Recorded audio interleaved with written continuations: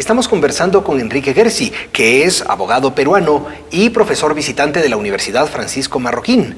Doctor Gersi, están participando en un coloquio y el tema es la libertad.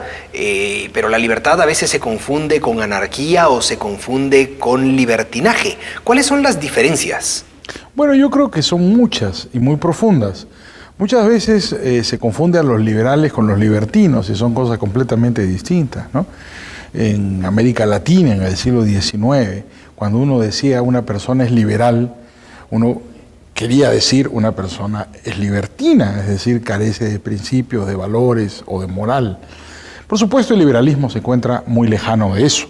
El liberalismo es esencialmente una filosofía de valores y de moral, de una moral subjetiva y personal, desde Hume, pasando por Adam Smith hasta los liberales más modernos. El fundamento del liberalismo es una idea de moral personal, de moral subjetiva, en base a la libertad y a la responsabilidad, que son conceptos indesligables. La pregunta es muy compleja, Luis, porque el límite entre libertad y anarquía es particularmente difícil de explicar muchas veces, y está asociado con el concepto de orden. Existe una tradición filosófica según la cual el orden social es exterior a la sociedad. Alguien le pone orden a la sociedad. Un gobernante, un dictador, un rey, un congreso, un partido político. Y hay otra tradición filosófica que piensa que el orden se genera por sí mismo. Es decir, que las sociedades humanas nunca son desordenadas. Tienden siempre a crear su propio orden. Los liberales pertenecemos a esta segunda tradición, a la tradición del orden autogenerado. La sociedad se regula a sí misma, crea su propio orden. Desde ese punto de vista, la anarquía es imposible, porque no existe una sociedad desordenada, no hay sociedad anárquica. La idea máxima de anarquía que yo podría admitir es la de un individuo solo, viviendo entre las fieras. Pero desde el momento en el cual ese individuo no pasa de ser más que una metáfora, cualquier idea de individuo o de comunidad necesariamente supone un orden, solo que un orden autogenerado. La sociedad dicta sus propias reglas que adecúan y se adecúan a la acción de las personas que viven dentro de ella. Aún, digamos, Hayek nos describe dos tipos de tradición liberal. El liberalismo insular británico de orden empírico y el racionalista y constructivista que se desarrolla en el continente, en Francia. Esas son dos tradiciones distintas de orden y de libertad. Claro, hay que tener mucho cuidado con esa división. Hayek la hace con propósitos sinópticos expositivos, pero por ejemplo, había liberales que podríamos llamar ingleses en Francia, ¿no es cierto? Es decir, no es exactamente una división taxativa. Tocqueville, Montesquieu han sido, yo añadiría Vico en Nápoles, han sido liberales que no corresponderían con un liberalismo racionalista de origen y talante cartesiano, como pudo haber sido Voltaire o Diderot o Benjamin Constant en Francia. ¿No? Digamos, hay que tener cuidado de cómo hacemos la división. Pero efectivamente, hay un liberalismo que es, además de individualista, profundamente antirreligioso. Ese liberalismo positivista, comtiano, es un liberalismo arraigado en Francia, ¿no es cierto? Que es radicalmente distinto a un liberalismo evolucionista, también individualista, pero que tiene una pretensión, por ejemplo, en materia religiosa, no es ni religioso ni antirreligioso. Deja la religiosidad al ámbito de la decisión individual.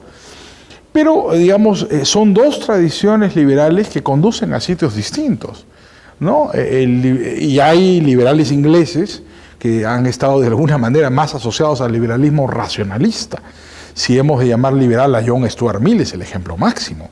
O, aún peor, Bentham, ¿no? Bentham llega a decir que toda que toda ley es repudiable porque supone una limitación a la libertad. Entonces, claro, el asunto no es muy claro dónde nos ubicamos y dónde estamos. Yo creo que hay diferentes tradiciones del liberalismo, porque además, si le hemos de creer, por ejemplo, a Isaías Berlin, hay antecedentes de liberalismo difíciles de catalogar, como el caso de Vico, que mencioné hace un rato en Nápoles.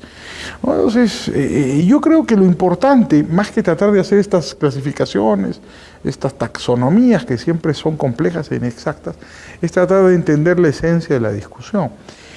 En el caso de los liberales que Hayek denomina de origen francés o liberalismo racionalista, en muchos casos, hay esta idea de que el orden es exterior a la sociedad y que uno puede, a través de un procedimiento racional, crear un orden inteligente para la sociedad.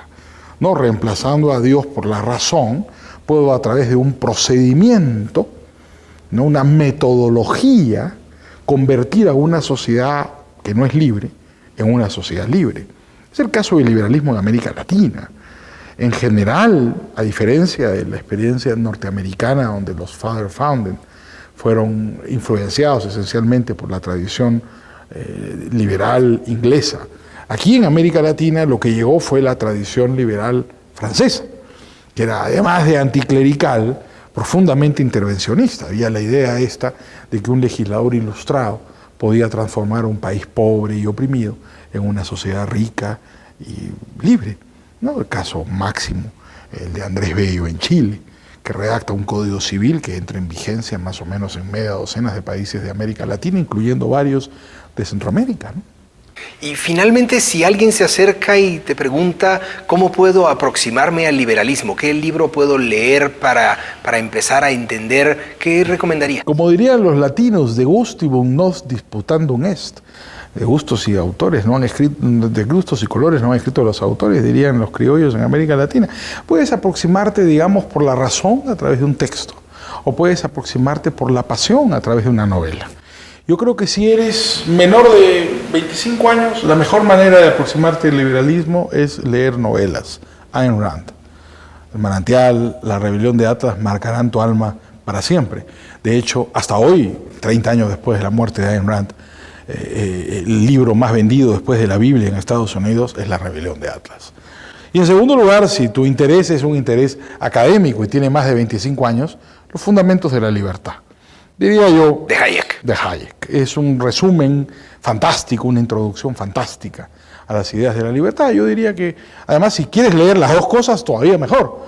Leer El manantial y La rebelión de Atlas para darle la pasión y la energía de los sentimientos que Ayn Rand transmite como nadie en el liberalismo, y apelar a la razón argumentativa de Hayek, que dentro de la tradición austríaca del pensamiento continental, creo yo, es una introducción formidable a esta filosofía. Pues muchas gracias por compartir con nosotros estas ideas y estas recomendaciones, y a ustedes también, muchas gracias.